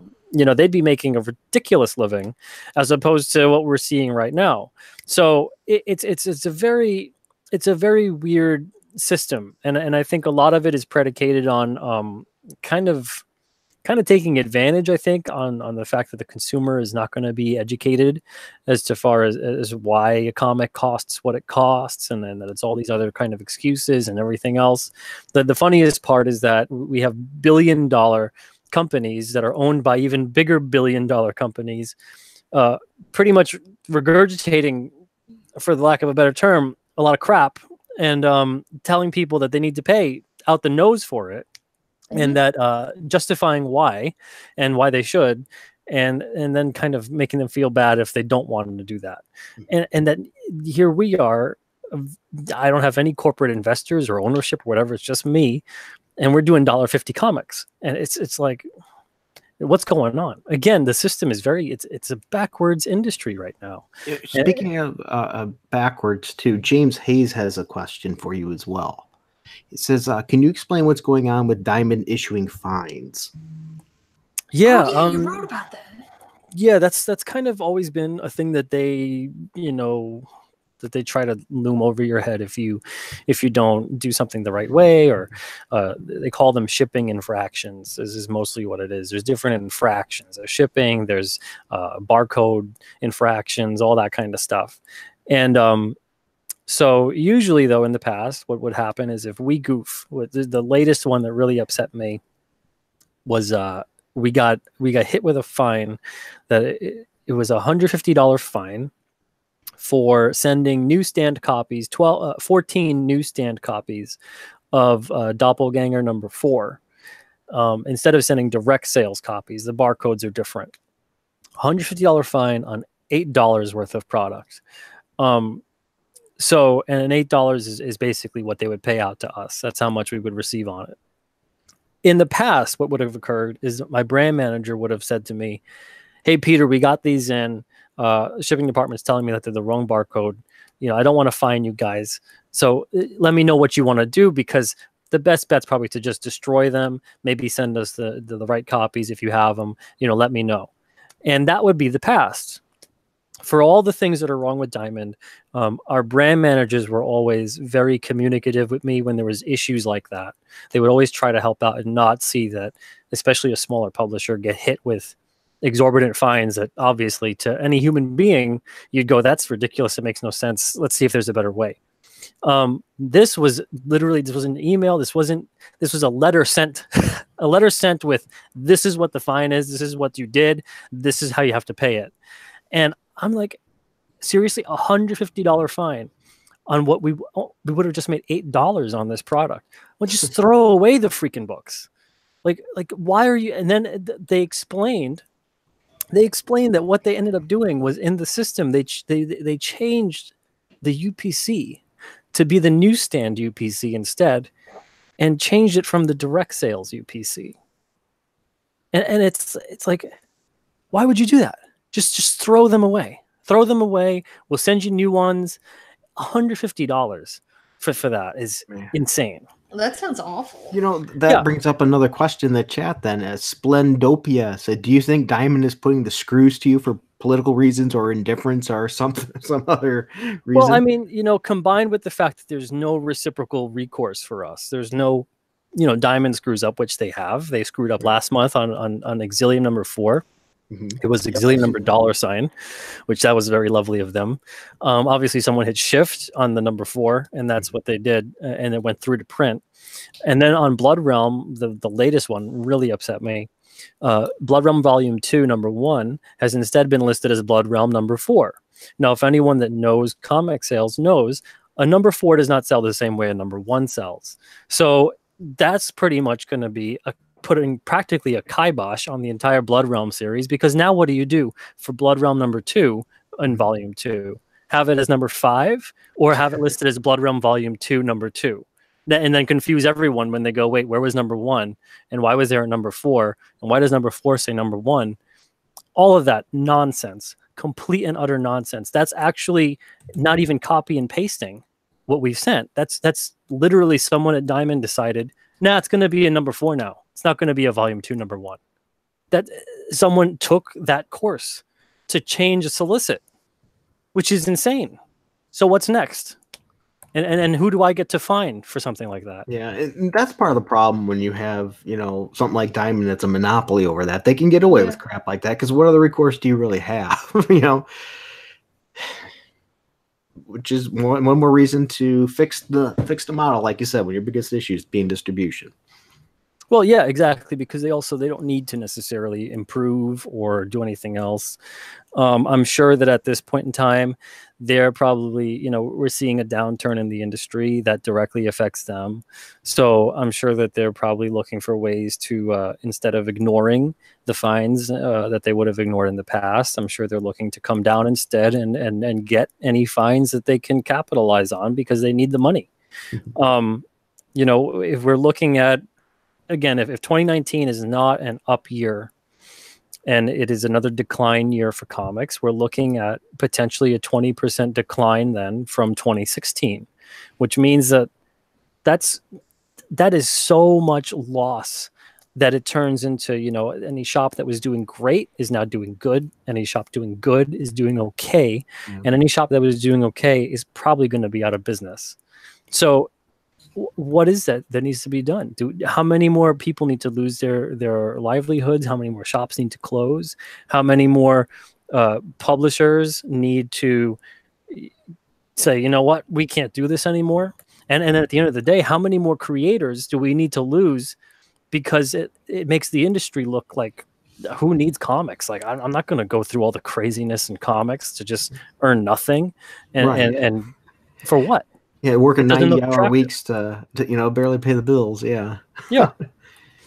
You know, it puts a lot on your shoulders. I would love to see you and other, you know, other smaller publishers and things, you know, try to maybe work out something together. That way you could, you know, do something with it. But I have a question then that goes back to people like myself, the YouTubers and other YouTubers that are watching and commenting. Peter, is there something that you think we could do in general to help the industry rather than just complain?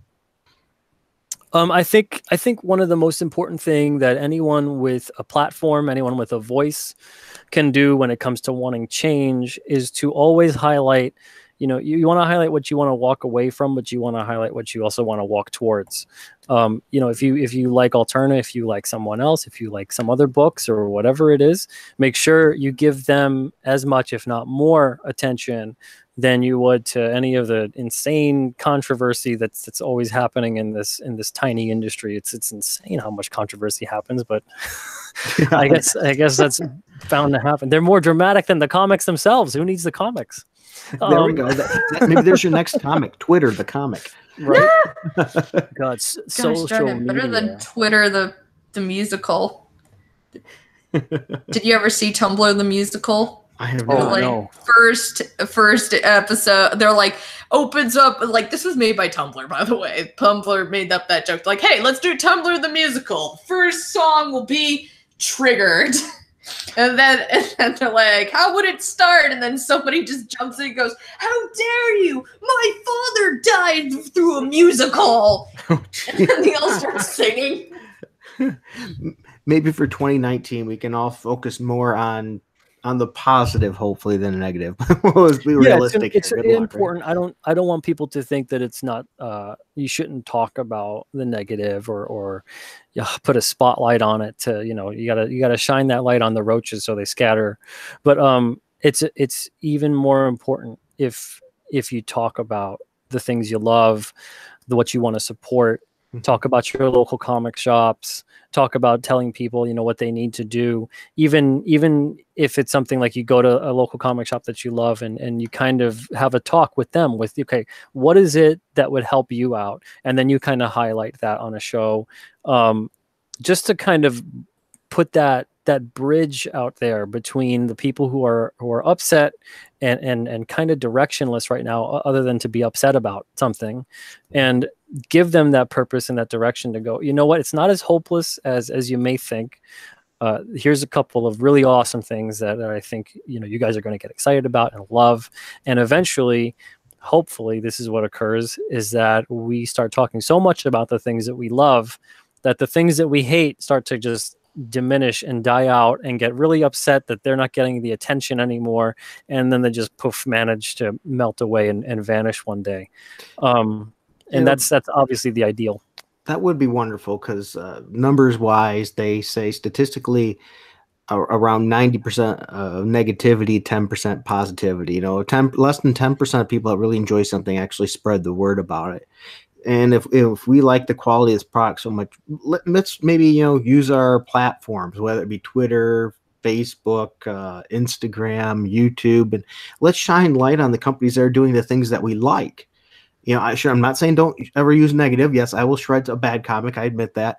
But I hope I walk this walk. I think my channel is more positive than negative. That's the way I like to be. And maybe we can do that and we can actually help the industry and help the companies that are going to listen to the consumer. And it'll actually do that good, because when we do that, let's be honest, the big companies are going to notice too when they continue going, well, our sales are all now at these companies. What are they doing right? Like, why does Alterna continue to grow when we're not? They have to see that, and they'll have to take notice. I think that could even be partly some of the reason why so many people don't really care if I'm getting attacked. I think, like I said before, I get upwards of 100 submissions a month, times that by probably that same rate, maybe about 3-4 years now. That's a lot of people I've probably pissed off at some point. I've received death threats. Yeah, I've received death threats for submissions when I don't put them through. That's just the industry. Sometime I'm still around, so obviously those people didn't really mean it. But people get upset. People lash out. So I'm not surprised if there's some people. I to be perfectly honest, I saw a couple of people that I'm like, oh yeah, I've rejected your submission. I'm not surprised you have some awful thing to say about me. So I saw a lot of that, and that's to be expected. That's why, again, that kind of stuff doesn't necessarily upset me. you got to have a thick skin. I mean, I'm used to being torn apart. I've played hockey my whole life. I'm used to getting, my ass handed to me. And when you suck, and people will tell you about it. And that's how it goes. You try to not suck so much the next time around. But so this kind of thing where people getting upset and whatever, that's only natural. They see the hate trains coming through. Now is the time to come on board. But as far as how does that benefit them in the long run? It really doesn't, because anyone that was paying attention during that time will remember the fact that this is how they behaved, and it kind of puts a sour taste in your mouth. So I believe in calling people out. I don't believe you on the hockey thing. You still have your teeth. Oh yeah, I still have my teeth. I'm kidding. I've been lucky. I played in a puck league when I was a goalie in a puck league, and then when I played later on as an adult, they make you wear the full because of the insurance risks and all that stuff. If you're getting paid to play, who cares? You can knock your teeth out. You go get them stitched up and fixed and whatever. But if I've gotten great dental. Mr. Midnight Cherry TV mentioned something that I have to tell you the story. It said Mr. Crypt plays hockey against a Yeti. That would be great. But also, Little Frugal, my son liked Mr. Crypt so much he wrote issue 4 and drew it. Oh, yeah. That's awesome. I'm sorry. I love that. I love that kind of crap too. that's what it's all about too. I mean, even someone today had shared a picture of a Mr. Crypt customer, and it was a little kid, and he was all happy with the book and loved it. And that's what it's all about. That's why, we have mature reader books and things like that, but I make sure to balance this out with a lot of good all ages material. And it's important to get kids in on there. And with a $5 kids book or whatever, it's not really going to hit home as much, because if you're a parent, I can only imagine $5 for a kid's book, what that book's going to go through and what it's going to turn into, and you're like, oh no, $5, maybe we'll just get something else instead. But if it's $1.50 or whatever, you look at that and you're like, yeah, okay, knock yourself out, have fun. But we need to get these books though in front of kids, in front of people. If we're just, because someone had said a while ago about distribution that we have the internet and things like that, and people can just search for whatever they want. Now, the problem with that is that there's two problems. There's the biggest problem, first of all, is the fact that now you're dependent on this person has to know what it is that they want to look for. It's browsing at a store is much different than browsing on an online shop and things like that. Mm-hmm. And then the second problem is that because, yes, there's the internet, you're saying now that basically you can just cut the middleman right out. Because if I'm going to market, if I'm going to do 100% of the marketing to see back 40% of the return, I'm just going to sell direct. And I'm not going to tell you to go to a store to go buy it. I'm going to tell you to get it from me directly. Why? I'd be a fool to constantly send my marketing dollars to tell you to go somewhere else. That's up to that store. That store should be the one marketing to bring in the customers that they want to see. But the industry right now is relying too heavily on that. Retailers, I find, are relying so hard on publishers to drive readers to stores. By doing that and having that dependence, you're telling publishers essentially that it doesn't really matter if you're there or not. All you are is pretty much a place to have comics, and that's it. You bring up a great point, because like Walmart, Target, they sell their company's products and stuff, but yet they still advertise themselves. So yeah, they're going to need to do more. I never really thought of it that way. The retailer has to make sure that they brand themselves as well, and whether that's putting out any kind of like little bumper sticker or whatever, or doing something as simple as ingratiating yourself to that community. I've seen some great shops do things like set up birthday parties at shops. I mean, how awesome would that be to have if you've got that space to have gamers come in, use that space every now and then for a birthday party. Yeah. They have events like signings. I know some shops, I've done signings at some shops where I've walked in and the shops told me, I didn't expect you to come in today. I didn't know if, I should have told you to cancel, because we don't really do signings that often here. And it's like, what is going on? Wow. So there's all kinds of different things. There's all kinds of different problems that have occurred, but that's, you got to make sure you're a part of the community, and then the community will care about your store. Mm-hmm. If you're just a store that's, we've got comics and we sell stuff, and that's pretty much at the end of the day, all you are, that might have flown before the internet came along, but if all you're going to be is just a shelf, that's how people are going to treat you at the end of the day. Yeah. But if you're someone that you go in the shop, you love interacting with the customers, you love giving them recommendations, you give them like a rewards program or some kind of incentive to appreciate that they've shopped with you, all this kind of stuff, reaching out and using social media as good word of mouth for not only sales, but just to be a part of a community, all that kind of stuff. You're going to find those shops are going to be the shops that succeed.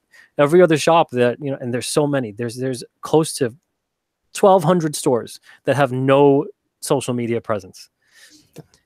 That's a lot of stores. I have a ton of stores. I hate to say this, but I gotta kind of run because this dog is staring at me, and I know what she wants. She wants a walkie. Yeah. Okay. Excellent. Well, nice having you here, Nerd. Thank you so much for having me. You guys have a great day, and no problem.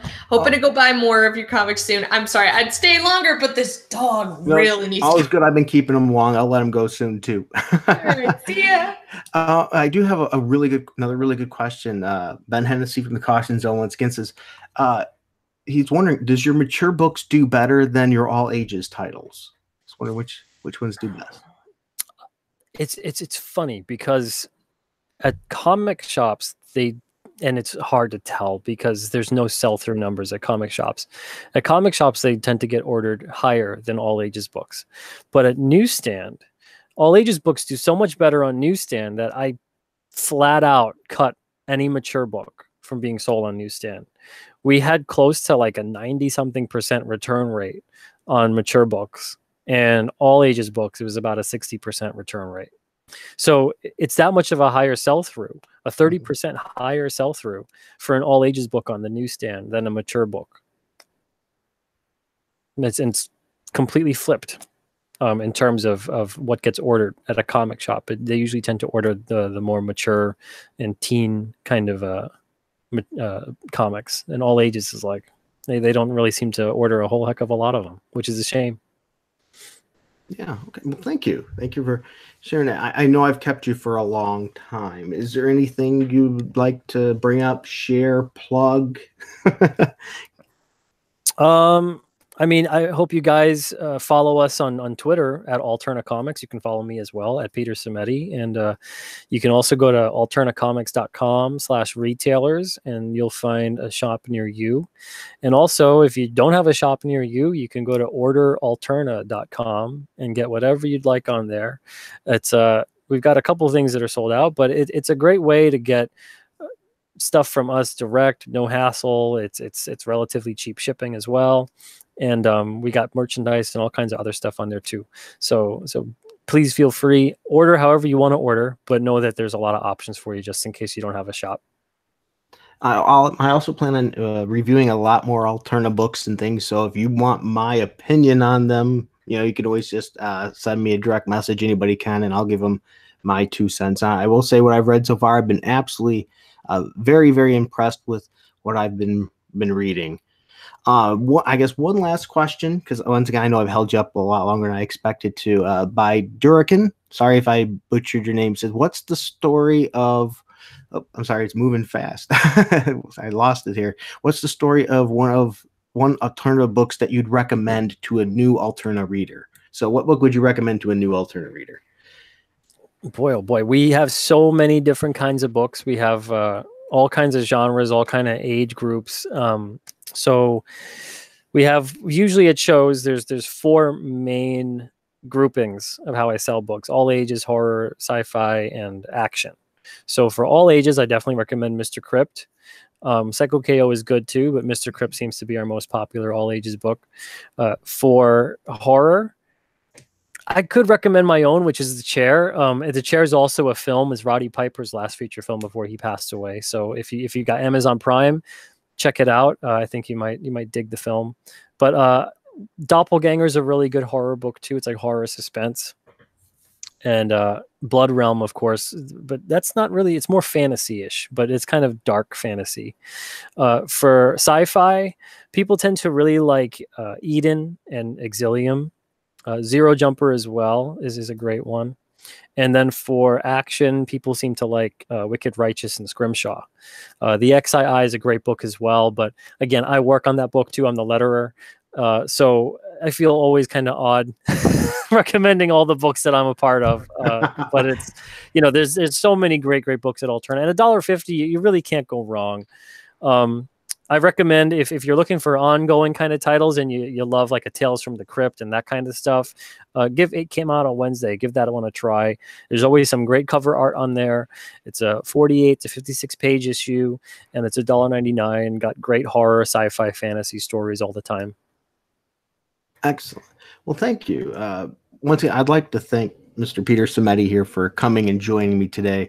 If you get a chance, definitely maybe read these comments later if you weren't able to see them. You're getting a wealth of great comments thrown your way of people that appreciate you, what you do in your brand. And they're giving a lot of good recommendations for books as well. And don't worry, everybody, if you want to hear more, because we're wrapping this up, otherwise I would have sent the Caution Zone Ben Hennessy a link. I'll have to have him on later too. Maybe I can get them both on again together sometime if they want to do that too. I would absolutely love that, because they're both guys that love comic books and things of that nature. And it'd be wonderful to have them both on, or individually, whatever works for them. Anybody heck that wants to talk to me, I'm thankful for. So once again, I'd like to say thank you. Thank you for everybody watching, taking the time. And if you haven't, go ahead and check out the website, check out those books, hit up your comic shop and just take them a look. For the price point, you can't really go wrong. You might as well give it a shot. There is a lot of good. Everyone I've read so far, I've enjoyed. It's been an absolute blast, and I've been really happy to discover more Alterna books, and I plan on keeping and reading them. So once again, Peter, thank you so much for your time. Thank you for having me. It's been a blast. All right. Well, everybody, we're going to take off. So once again, thank you for watching with us. Please, feel free to share this video with others to let them know, hey, this is who Peter is, and see how much of a great guy he is. And check out some of these other ones, web sites, YouTubers and things too. I've been checking out like the Sweetcast and things. Been doing some great videos too. I really appreciate all the material. And until next time, keep it frugal.